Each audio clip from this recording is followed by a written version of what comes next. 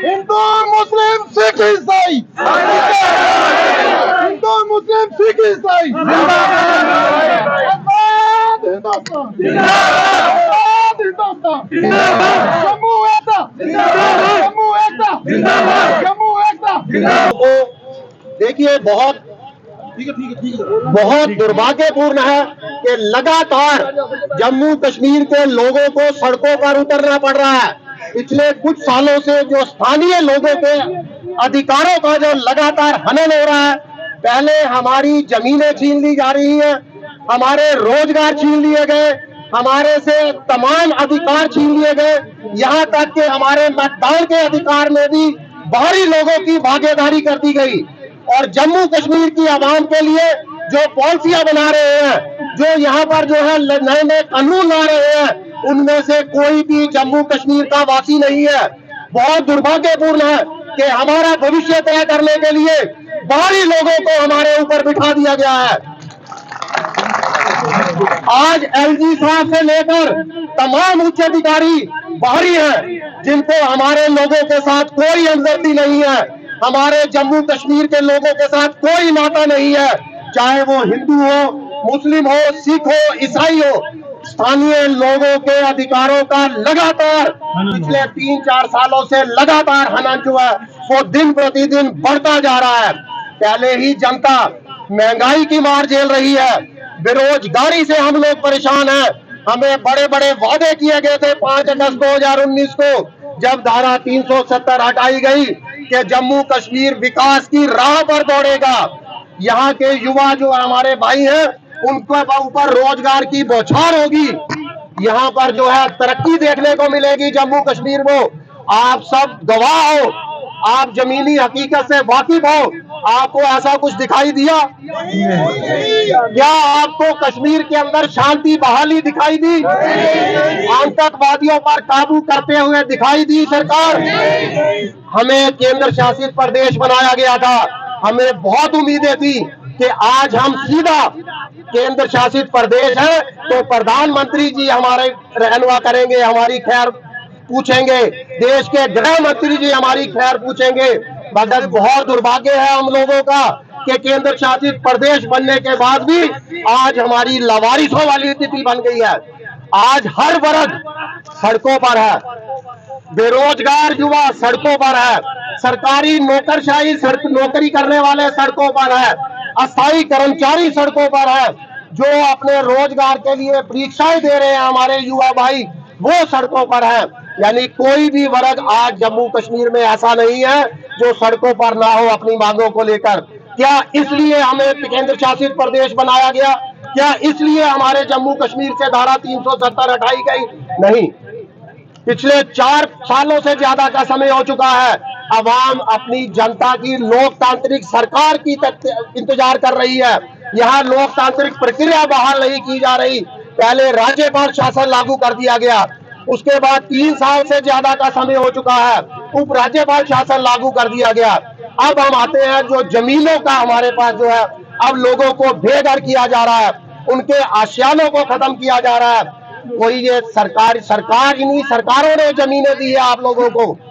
सरकार की डुलमुल नीति थी, भूमि को लेकर जमीनें तो दे दी गई मगर कोई कानून नहीं बनाया गया।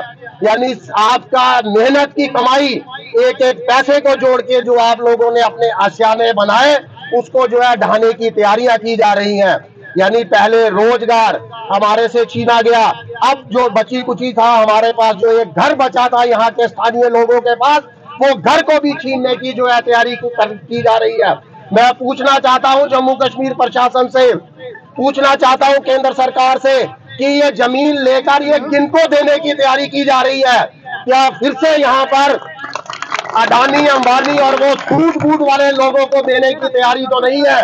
क्या जम्मू कश्मीर की संस्कृति पर, हमारी पहचान पर प्रहार तो नहीं है?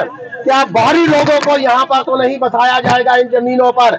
इन जमीनों का वो क्या करेंगे? जब जनता जम्मू कश्मीर की अगर परेशान है, सरकार राहत देने को तैयार नहीं है। हमारे एलजी साहब जो लगातार बयान दे रहे हैं कि किसी को तंग नहीं किया जाएगा, आम और गरीब लोगों को तंग नहीं किया जाएगा, बड़ी बड़ी मछलियों को पकड़ा जाएगा, मगर उनकी तमाम जो हमारे साथ वो वादे कर रहे थे, जो आश्वासन दे रहे थे, वो जो नोटिस आप लोगों को जारी किए जा रहे हैं, उसने ये पोल खोल कर रख दी है कि ये सारी की सारी वही जुमलेबाजी थी जो बीजेपी के बड़े नेताओं से लेकर अब हर नेता जम्मू कश्मीर की आवाम के साथ कर रहा है। आज हम आप लोगों के मंच से इनको आगाह करते हैं और चेतावनी जारी करते हैं कि जम्मू कश्मीर की आवाम, तमाम पार्टियां, तमाम संगठन एकजुट हैं, आप लोगों के साथ हैं, उन किसानों के साथ हैं, उन आम और गरीब जनता के साथ हैं। आपके साथ कंधे के साथ कंधा मिलाकर हम भी सड़कों पर निकलेंगे और इस आशियानों को, आपके जो घरों को एक आंच तक नहीं आने देंगे।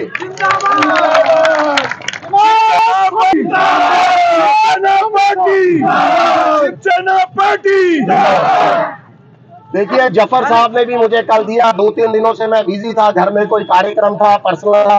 इन्होंने कहा कि आप लोगों ने आना है, मैंने कहा जी बिल्कुल आएंगे। जम्मू कश्मीर की आवाम को जहां जहां मुश्किल आएगी, चाहे वो हिंदू का मसला हो, मुस्लिम का हो, सिख का, ईसाई का हो, शिवसेना हमेशा सबसे आगे बढ़कर उनके साथ कंधे से कंधा मिला के लड़ाई लड़ेगी। और लड़ाई लड़ेगी नहीं, आज तक इतिहास गवाह रहा है कि जब हमने लड़ाई के लिए शुरुआत की है, शिवसेना ने और तमाम जनता ने मिलकर, तो सरकार को झुकना पड़ा है। हाल ही के अंदर किसानों ने जो कर दिखाया, वो आप सबके लिए प्रेरणा है। हम लोग भी वो कर सकते हैं और सरकार को झुका सकते हैं। जम्मू कश्मीर की सरकार ही नहीं, केंद्र सरकार की सरकार को भी झुकना पड़ेगा, केंद्र सरकार को भी झुकना पड़ेगा।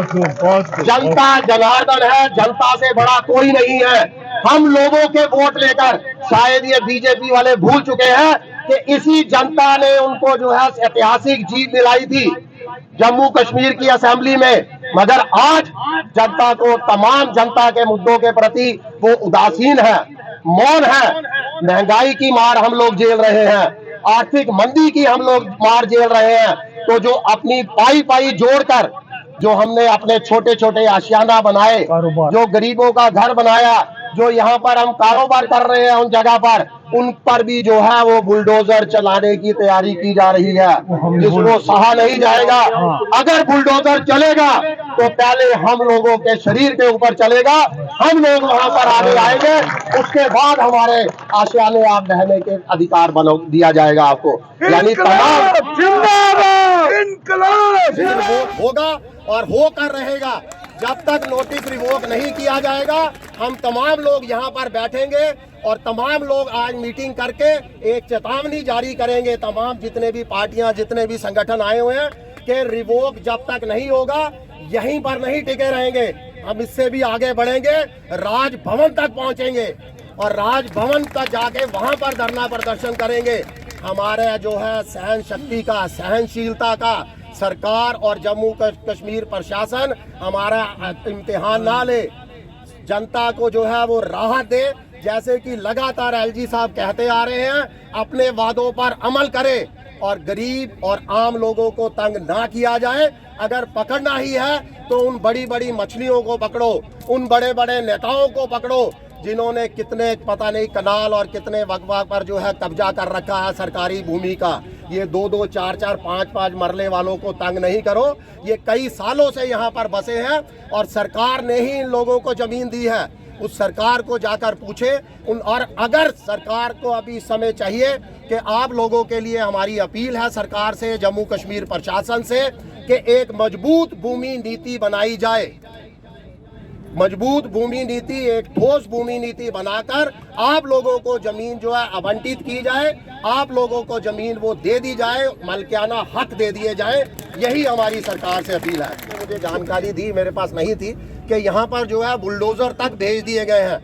यानी जनता को डराने की उनकी गाड़ी कमाई के साथ जो उन्होंने अपने छोटे छोटे आशियाना बनाए हैं, अपने लिए, बच्चों के लिए, अपने परिवार के लिए एक छत बनाई है, उसको ढाने की तैयारी के लिए बुलडोजर भी यहाँ पर खड़े कर दिए गए हैं। उन बुलडोजरों को वापस लेकर जाना होगा।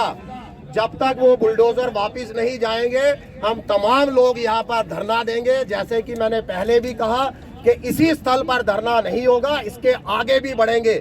हम सरकार को देखेंगे कि वो किस तरह की कार्रवाई को अंजाम देती है। अगर तो राहत दी जाएगी तो हम उसका स्वागत करेंगे, तमाम लोग स्वागत करेंगे। अगर किसी तरह का एक्शन शुरू किया जाता है तो तमाम बुलडोजरों को, हम तमाम लोगों के अंदर इतनी ताकत है कि उन बुलडोजरों को उखाड़ यहाँ से पीछे की तरफ उसको मोड़ दिया जाएगा, उसको राजभवन की तरफ मोड़े। अगर कहीं मोड़ना ही है तो राजभवन की तरफ मोड़ेंगे, आम लोगों के घरों की तरफ नहीं।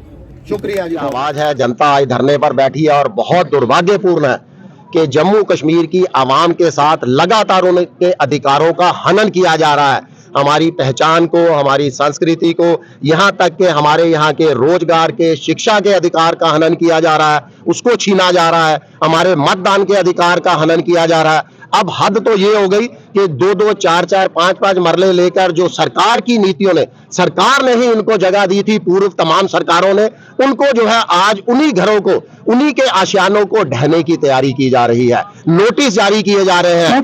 जम्मू कश्मीर प्रशासन, एलजी प्रशासन लगातार इनको वर्बली आश्वासन दे रहा था कि ऐसा कुछ नहीं होगा, गरीब और आम लोगों को तंग नहीं किया जाएगा, मगर वो तमाम आश्वासन आज फिर दोबारा से जो इनको नोटिस जारी किए गए हैं, उसने ये साबित कर दिया है कि इन नेताओं को, इस प्रशासन को जुमलेबाजी के बिना कुछ नहीं आता। मैं तो ये कहूंगा कि जम्मू कश्मीर की यहाँ को लेकर, स्थानीय लोगों को लेकर, जम्मू कश्मीर के लोगों के भविष्य को लेकर जो नीतियां बनाई जा रही हैं, जो कानून बनाए जा रहे हैं, उन कानून और नीतियों बनाने वाले किसी भी उस टीम के अंदर उच्च सीट पर कोई भी स्थानीय अधिकारी जम्मू कश्मीर का निवासी नहीं है। तो ये लोग कैसे हम जनता के साथ हमदर्दी कर सकते हैं? इन लोगों को हमारे साथ कोई हमदर्दी नहीं है। पहले हमारे रोजगार छीने जाते हैं, महंगाई से जम्मू कश्मीर की जनता पहले ही परेशान है। 5 अगस्त 2019 की अगर बात करें तो हमें आश्वासन दिए गए थे, हमें कहा गया था कि जम्मू कश्मीर विकास की राह पर दौड़ेगा, हमें कहा गया था कि आपके अधिकारों को सुरक्षित रखा जाएगा, कश्मीर में अमन बहाली की जाएगी। उस समय हमें यह नहीं बताया गया था कि हमारे रोजगार बाहरी लोगों को दे दिए जाएंगे, हमें यह नहीं बताया गया था कि जम्मू कश्मीर में कोई निवेश नहीं होगा, हमें यह भी नहीं बताया गया था कि आने वाले समय के अंदर जो सरकार ने आम लोगों को जमीनें दी थी, उन जमीनों पर जो इन्होंने अपनी पाई जमा कर अपना आशियाना बनाया है, अपनी छत बनाई है, इनको सड़कों पर उतरने के लिए मजबूर होना पड़ेगा। उससे भी दुर्भाग्यपूर्ण बात आज क्या यहाँ पर मुझे देखने को मिली है, ये कि अपनी मांगों को लेकर अगर आप सरकार के प्रति कोई विरोध के अंदर कोई आंदोलन करते हैं तो उस आंदोलन को बनाने के लिए, कामयाब बनाने के लिए, या सरकार को विश्वास दिलाने के लिए हमें तिरंगे हाथों में पकड़ने के लिए मजबूर होना पड़ता है। आज लोगों को, यहाँ के आवाम को यह भी भरोसा नहीं रहा कि उनकी कोई भी अधिकारों, जो बुनियादी अधिकार है उनके, उन अधिकारों की मांग को लेकर भी अगर वो सड़कों पर उतरते हैं, आज उनको ये डर सता रहा है कि कहीं उनको राष्ट्र विरोधी ना घोषित कर दिया जाए। इसीलिए आप देखो, हर आदमी ने आज तिरंगे हाथों में लिए हुए हैं, इसमें कोई दो राय नहीं कि तिरंगा हमारी शान है। मगर सरकार इस तरह की नीतियां ना अपनाए, इस तरह से सरकार जनता को तंग ना करे। जल्द से जल्द हमारी मांग है कि एक भूमि नीति बनाई जाए, इनको पुनर्वास किया जाए। जैसे कि मेरी बहन ने भी अभी बताया, अभी कहा आप लोगों से कि किसी को भी उजाड़ने से पहले उसको बसाना चाहिए, पहले बसाया जाए, उसके बाद आप उजाड़ने पर अमल करें। यही हमारा संवैधानिक अधिकार है। मनीष जी, यहाँ पे जो पहले तो स्टेट लैंड की अगर बात की जाए, सरकार ने ही इनको लैंड ऑफर की थी। पूर्व की तमाम सरकारों की ढुलमुल नीतियां हैं, गाय वैसे ही है। बिल्कुल जी, गाय उजाड़ने की क्या जरूरत है? सरकार ये लोग पूछना चाहती है, जमीन खाली करवाकर क्या करवाना चाहती है? अगर वो सरकार ने बाहरी लोगों को जमीनें देनी है तो वही बाहरी लोगों से जो पैसा लेना है, इन लोगों से पैसा ले ले, किस्तों में पैसा ले ले, ये लोग पैसा दे देंगे, मगर इनका आशियाना उजाड़ेंगे।